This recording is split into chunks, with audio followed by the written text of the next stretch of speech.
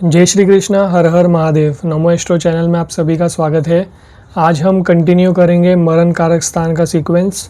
पिछले वीडियो में हमने समझने का प्रयास किया कि क्यों सूर्य ग्रह 12वें घर में मरण कारक स्थान माने गए हैं और क्यों चंद्रमा अष्टम भाव में मरण कारक स्थान माने गए हैं। अब बात करेंगे मंगल ग्रह की। कौन से घर में मरण कारक स्थान माने गए हैं? 7वें घर में। अब समझते हैं क्यों। सबसे पहले MKS का मुख्य कारण क्या है? ग्रह के नेचुरल सिग्निफिकेशन से ऑपोजिट या कॉन्फ्लिक्टिंग सिग्निफिकेशन वाला घर उन्हें मिल जाए तो MKS होता है। अब मंगल देव की सिग्निफिकेशन 7th हाउस की सिग्निफिकेशन और 7th हाउस के जो सिग्निफिकेटर ग्रह है उनकी सिग्निफिकेशन आप ले आइए, आपको समझ आ जाएगा क्यों मंगल ग्रह को 7वें भाव में मरण कारक स्थान कहा गया है। देखिए, मंगल देव की बात करूं तो वो वॉरियर है, योद्धा है। 7th हाउस में कौन युद्ध करता है? 7वां घर तो मिलजुल के रहने का है, शादी का भाव है। अब घर और ग्रह में देखिए कॉन्फ्लिक्ट आ गया है। अब नेचुरल कालपुरुष कुंडली की अगर आप बात करें तो 7वें घर में शनिदेव उच्च के होते हैं और सूर्यदेव नीच के होते हैं। तो आप समझ सकते हैं एकदम ठंडा घर है। यहाँ गर्म ग्रह की कोई भी ईगो नहीं चलेगी। 7th हाउस में सिर्फ शुक्रदेव और शनिदेव की ठंडक मौजूद है क्योंकि वो वायु तत्व का भाव है, काम त्रिकोण का भाव है। अब मंगल देव की बात करूँ तो मंगल देव बंदिश में नहीं रह सकते और पूरी कुंडली में 7वां घर सबसे बड़ा बंदिश है, शादी। पार्टनर की सुनो, पार्टनर के हिसाब से चलो। वहाँ मंगल ग्रह दुनिया को चलाते हैं, लीडर है, इंडिपेंडेंट है, पर 7th हाउस में उन्हें किसी और के हिसाब से सेटल करना पड़ सकता है। इसके अलावा हम मानते हैं मंगल ग्रह हनुमान जी से कनेक्टेड है। हनुमान जी ब्रह्मचारी और मंगल ग्रह खुद सेलिबेसी को रूल करते हैं, मतलब कि ब्रह्मचर्य का पालन करना।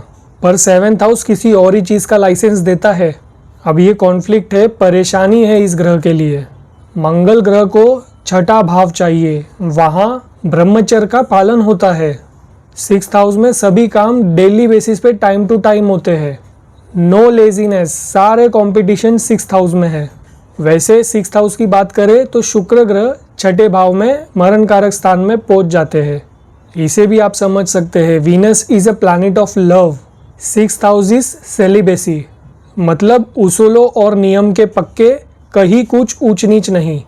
तो मंगल ग्रह 6th हाउस में फिट बैठते हैं और वीनस की जो सिग्निफिकेशन है उसके हिसाब से 6th हाउस ऑपोजिट है। वही शुक्राचार्य जी की हमने बात की थी कि वो अपलिफ्टमेंट है, उन्हीं से सारे कंफर्ट आते हैं। और वही 6th हाउस देखिए रोज़मर्रा की ज़िंदगी है, यहाँ कोई कंफर्ट नहीं है। तो 6th हाउस में शुक्राचार्य जी मरण कारक स्थान में जाते हैं। 6th हाउस में बिल्कुल कंफर्ट नहीं है, कॉम्पिटिशन्स है और कंपटीशन को लेके मंगल देव यहाँ बहुत अच्छा परफॉर्म कर सकते हैं। अब 6th हाउस में नेचुरल वर्गो साइन आता है जहाँ बुध देव उच्च के हो जाते हैं। ये लोग हाईली प्रैक्टिकल और प्रॉब्लम सॉल्वर होते हैं। अब ये बात किसी से नहीं छुपी है कि मार्स और मर्क्यूरी का तालमेल आपस में बहुत ज़्यादा नहीं बैठता। पर यह बात याद रखिए, 6ठे भाव में ये दोनों ही शेर है। मंगल ग्रह एक्शन के शेर है और बुध ग्रह इंटेलिजेंट के शेर है। और जैसे 6th हाउस में दोनों शेर है, वैसे ही ये दोनों ही ग्रह 7th हाउस में मरण कारक स्थान में माने गए हैं। बुध ग्रह पे अगर बात की जाए तो देखिए खाली 7th हाउस में वो मरण कारक स्थान में नहीं पहुंचते। उनके लिए 2 घर है। पहला घर है 4था भाव और फिर दूसरा घर है MKS का 7वां भाव। अब समझते हैं कि इन 2 घरों में ऐसा क्या है कि बुध ग्रह MKS प्लैनेट बन जाते हैं। देखिए 4th हाउस नेचुरल चंद्रमा का घर है, माँ का स्थान है। और बुध देव की बात करें तो बुध ग्रह केवल और केवल चंद्रमा को अपना शत्रु मानते हैं। 4th हाउस माँ की ममता है और बुध देव छोटे बच्चे हैं। अब ये सुनने के बाद आप कहोगे कि छोटे बच्चे को माँ से क्या दुश्मनी? तो देखिए, कोई माँ अपने बच्चे को जीवन भर पल्लू से बांध दे तो बच्चा माँ का दुश्मन बन ही जाएगा। 4th हाउस रियल में अपना खुद का घर होता है जहाँ हम रहते हैं और किसी भी छोटे बच्चे को घर से बाहर निकलने में साहस आता है। घर तो एक बंदिश है। रियल लाइफ में देख लीजिए, छोटा बच्चा घर में खेल खेल में कुछ तोड़ फोड़ दे तो पिटाई शुरू हो जाती है। वरना कुछ घरों में तो ऐसा माहौल ही नहीं होता, ऐसा एनवायरनमेंट ही नहीं होता कि बच्चा लंबे समय तक वहीं पे कुछ ना कुछ खेलता रहे। तो बच्चों का मन नहीं लगता घर में, उन्हें दुनिया देखना है, खेलना है, कूदना है। अब देखिए 4th हाउस से जो एग्जैक्ट ऑपोजिट घर है वो है 10th हाउस, और 10th हाउस के सिग्निफिकेटर है बुध देव। 4th हाउस घर है तो 10th हाउस पूरी दुनिया है जहाँ बुध देव का राज चलता है। अब देखिए काल पुरुष कुंडली के मुताबिक गुरु ग्रह चौथे भाव में उच्च के हो जाते हैं। गुरु हाई मोराल्स है और बुध ग्रह को लगता है दुनिया वो चलाते हैं जो 100% राइट है। भौतिक जगत उन्हीं के हिसाब से चल रहा है, पर गुरु ग्रह विजडम है। देखिए एक जीवन समाप्त हो जाने पे सब कुछ समाप्त हो जाता है, पर कुछ ऐसा जो आपके जीवन के बाद भी आपकी आत्मा के साथ वो ज्ञान चले, वो गुरु से आता है। तो मामला कुछ ऐसा है, चौथा घर आप समझ सकते हैं गुरु की गद्दी है जहाँ बुध ग्रह बैठना पसंद नहीं करते। क्यों? क्योंकि वो चाइल्ड प्लैनेट है, भागना पसंद करते हैं, फिलोसॉफी और हायर नॉलेज से उनका खास मतलब नहीं है। उन्हें प्रैक्टिकल और यूज़फुल नॉलेज से मतलब है कि काम कैसे निकलवा ले, सबसे मज़ा कैसे आए जीवन में मौज हो, कनेक्शंस हो, लोकप्रियता हो, बोलचाल हो। 4th हाउस की और बात की जाए तो देखिए 4th हाउस को पब्लिक सर्विस कहा गया है। मतलब जो आपके घर पधारे उन्हें सेवा दो, अतिथि देवो भव। और इसका दूसरा मतलब आप समझ सकते हैं कि सबके लिए अवेलेबल रहे आप, इसीलिए गुरु उच्च के है। और बुध ग्रह तो व्यापारी है, सेल्फ सर्विस पसंद करते हैं, खुद की सर्विस हो। तो गुरु ग्रह दुनिया को सर्विस देना पसंद करते हैं और बुध ग्रह सबको अपने सर्विस में लगाना पसंद करते हैं। बुध ग्रह कहेंगे सब मेरे लिए अवेलेबल रहो। इसके अलावा 4th हाउस देखिए हृदय है, मन की सुख शांति और मन की बात 4th हाउस से उठती है। और मर्क्यूरी बुद्धि है, और आप ऑब्जर्व कीजिए मन और बुद्धि दोनों के ही हमेशा खुद के अपने कंक्लूजन्स होते हैं। देखिए मन कहेगा कोई नहीं, क्या ले जाएगा, वही बुद्धि कह सकता है 1 रुपया नहीं छोड़ना, खैरात में आया है क्या कुछ। तो कॉन्फ्लिक्ट कहाँ है वो समझिएगा। हो सकता है कुछ लोगों को बहुत ही चाइल्डिश कॉन्फ्लिक्ट लग रहा हो ये, और इसीलिए यही कॉम्बिनेशन कभी कभी राजयोग कारक बन जाता है अगर व्यक्ति व्यापारी हो और पूजा पाठ में ज़्यादा व्यस्त ना रहे तो। और यही अगर एफ्लिक्ट हो जाए चौथे घर का बुध, तो ये वो व्यक्ति है जो सुसाइड की बातें करता है, मन को नियंत्रण में नहीं ला पाता। अगर बुध ग्रह चौथे घर के MKS में आ जाए, बुध ग्रह बंदिश में आ जाए तो। अब देखिए बहुत से लोग कहते हैं रेमेडी बताओ, तो मेरा एक कहना है कि रेमेडी तो खुद से बन जाती है अगर आप सब्जेक्ट को समझे। और रेमेडी हमेशा इंडिविजुअल होनी चाहिए। जिसकी जो चीज़ स्पॉइल हो रही है, वीक हो रही है, उसे सुधारो, उसे इम्प्रूव करो, वो ही रेमेडी है। कहीं चोट लग जाए तो पट्टी लगा लो, सर्दी हो गई है तो स्टीम ले लो, दवाई ले लो, ठंडी जगह से दूर रहो। तो कोई भी घर, ग्रह, राशि या नक्षत्र का डाउनफॉल दिखे तो उसे अपलिफ्ट करने का काम चालू कर दो। एग्जाम्पल यही ले लेते हैं, बुध ग्रह चौथे घर में मरण कारक स्थान का इफेक्ट दे दिए, व्यक्ति डिप्रेस्ड है, मन और बुद्धि में कॉन्फ्लिक्ट हो गया है, तो इसका रेमेडी क्या निकालोगे कि मन और बुद्धि की संतुलन सही कर दी जाए। इस व्यक्ति के लिए ज़रूरी है कि मेडिटेशन में मास्टरी कर ले ये व्यक्ति अभी। अब यही वो कॉम्बिनेशन है जो इस व्यक्ति को डिप्रेशन में डाला।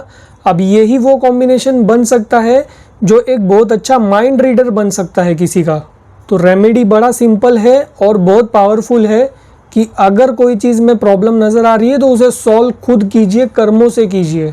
सब खेल कर्मों का ही है और रेमेडी अपने आप समझ आ जाएगी अगर आप घर, ग्रह और जातक को समझ जाए। और रेमेडी फिक्स नहीं है कि एक ही चीज़ सभी से करवाई जाए, हमेशा समय और रिक्वायरमेंट के हिसाब से गाइड किया जाना चाहिए। अब अगर बुध ग्रह की बात की जाए तो अगला घर है 7वां घर, जहां वो मरण कारक स्थान में आ जाते हैं। अब चलिए कॉन्फ्लिक्ट ढूंढते हैं कि ये ऐसा क्यों हो रहा है। 7वां घर ना लीगल मैरिज है, आपको जीवन भर एक ही पार्टनर के साथ रहना है। अब बुध ग्रह को हम जानते हैं खुद लीगल वर्ड से परहेज करते हैं।